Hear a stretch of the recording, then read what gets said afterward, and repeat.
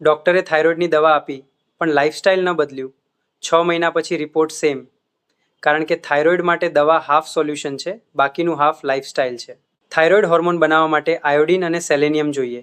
આ મિનરલ્સ આપણા ખોરાકમાંથી મળે.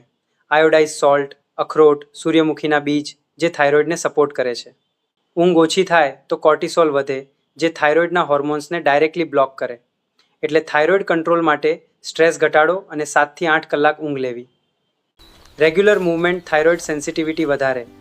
જીમની જરૂર નથી.